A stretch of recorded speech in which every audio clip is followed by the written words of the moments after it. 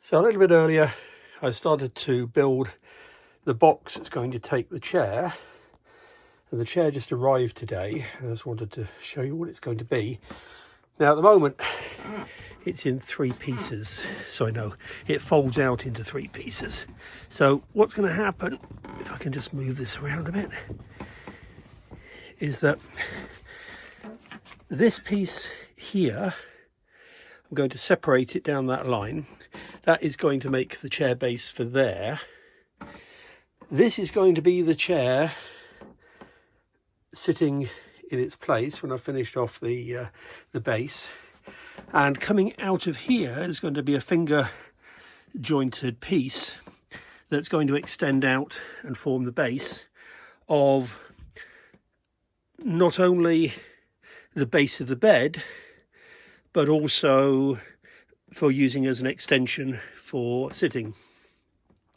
So this folds all the way down. I'm not going to do it just at the moment because there's nothing to support it, but that's just an adjustable backrest angle, whatever you call it. Anyway, this would slide forward, drop down. That's going to create as a bed longitudinally across the motorhome, just as a second bed option. And yeah, I think that'll look quite nice. So just got to finish off taking some measurements now, make sure I've got the right height for sitting, make sure it's all going to fit. It's going to be a bit of a squish against here, but there's enough clearance. Oh, there we go. Yeah, there's enough clearance there for it, so that's fine. And it's going to be okay. Probably not the most comfortable thing. It's only very thin. It's, I don't know, what is it, 10 centimeters, 9 centimeters, something like that of foam, but I think it'll be all right. And it'll slide forward and backwards anyway and adjust the backrest.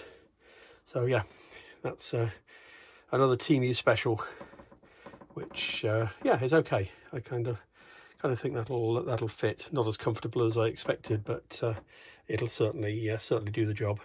So anyway, just wanted to give you a quick update on that. And next thing to do is finish off constructing the base for it. So I'll catch you very soon. Cheers for now. Okay, so this is half the box done. So those are all the fixed slats in place. Now I just need to build the part that comes across the front, which will slide out. But yeah, it's going to be a useful storage box. So the idea is I'm going to ply the outsides of it, front and back, and then put a couple of access doors in there as well. I've added a vertical here just for a little bit of extra support. Probably didn't need it, but it's just in there anyway. And then I'll have 2 little access doors so we can use that for storage. And I think that'll be quite nice. Right, just need to start building the other part now. Onwards and upwards. One step closer. So the rest of the slats are all done now. The fixed ones are in place. These are the movable ones. That's my front edge strip that's going to go on there. There's going to be one at the back, and I just need to work out exactly where that's going to fit, because I've got these sidebars in now which I need for strength. So I need to put another crossbar in there in order to allow this back runner to run backwards and forwards like so. So anyway, crack on, get another bit done. Okay, that's the runners installed on either side. Just in with construction adhesive because there's no force there. It's only holding them in place because that's where the runner, the cross runner, which is going to be this piece here, is going to run along the inside there to hold the other pieces in place. So yeah, we'll get the rest of this finished up and hopefully we'll have a working slide out. That'd be nice, wouldn't it? Okay, let's crack on. See you a bit. So a little bit more progress. So I'm sure there's a more efficient way of building this, but this is a bit of trial and error. So that is now connected at the bottom there. So that's all screwed into a cross brace. Now I've now got 2 strips that are going to run underneath that is going to hold that cross brace in place, and I've got some nice little spacers because I'm using the same dimension wood for all these pieces. So I'll just put some little extension pieces back at the top there to drop this crossbar down to give it some free space for the crossbar there to move backwards and forwards. I'll show you when it's finished. It sounds a bit complicated, but yeah, I think I've worked it out. It's not exactly easy, but yeah, let's crack on with this and then I'll show you the finished result. Okay, so that's now almost finished. Just waiting for the bottom rail to glue over there. I'm gluing and screwing, so glue it first, let that set off, and then putting a retaining screw in from underneath. So hopefully you can see what I've done here.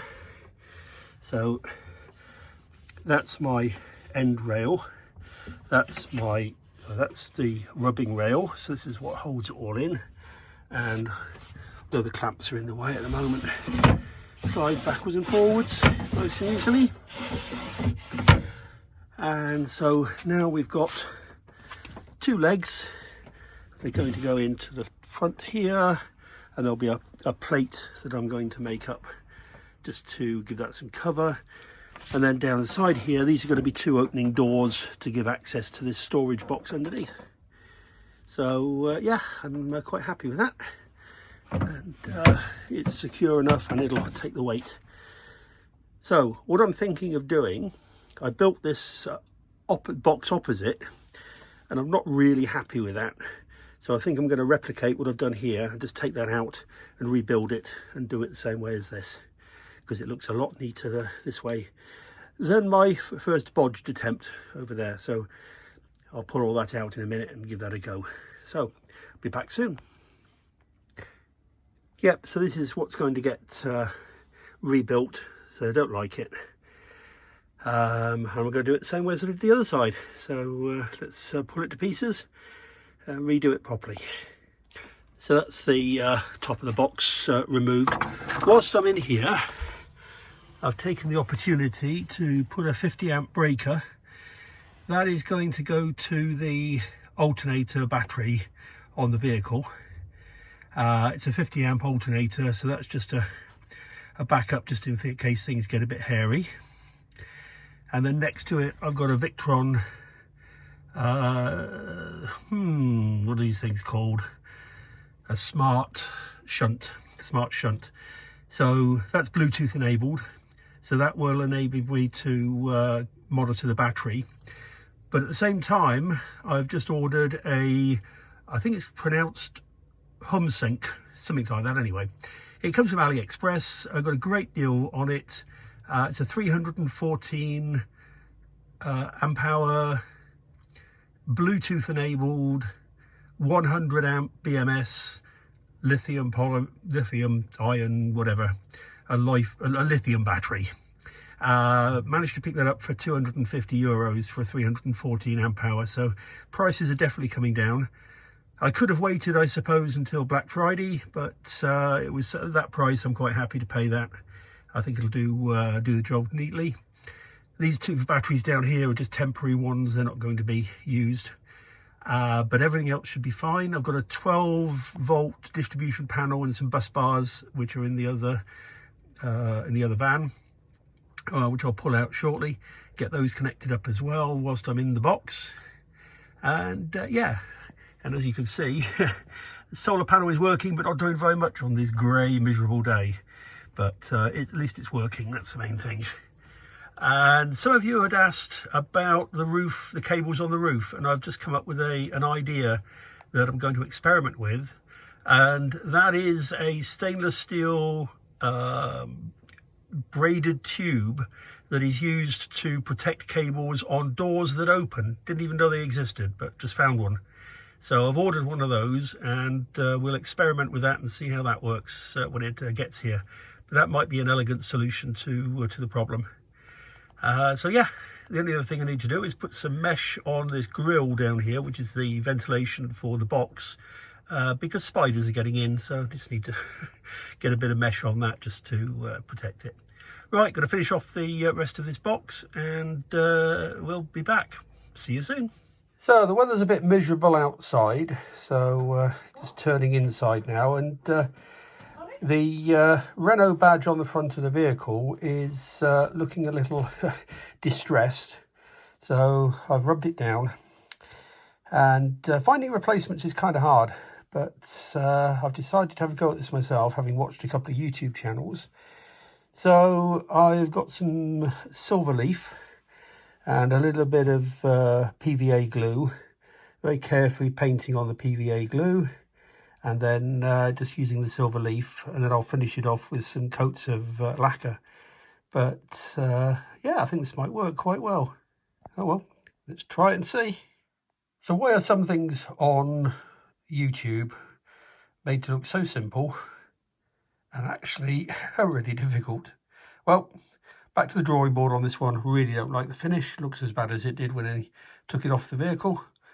So I think it's going to be back to silver paint, I'm afraid, because that did not work very well. I'm sure there's a better technique for it, just don't know what it is. If you've got any ideas, please put them in the comments, but I think this is going back to paint. See you soon. So I gave up on the silver foil. That just did not seem to work very well. And so I've painted it with some silver paint, but I'm going to have to do several coats, I think, and then maybe lightly rub it down. So a bit of work in progress. It's easier to go and buy a new one, but they're very expensive. So I think I'll persevere with this one, see what it comes out like. I'll see what the final result is like in a few minutes. For you, probably a week for me. Okay, catch you later. So, a few more bits and pieces to do. So, previously, the 240 volts service has been provided by this hanging down from the bottom of the van, which I don't like. So, we just bought a nice cabinet box that we're going to fit somewhere here. I'm going to have to work out what goes behind it, but that will clean that nicely, provide the 240 volts into the 230 volts into the van at the campgrounds. So that's one project. And I've got a fuse box for the 12 volts, which has just arrived. And I like these type because they've got little LED indicators on them. So if a fuse blows, the light lights up.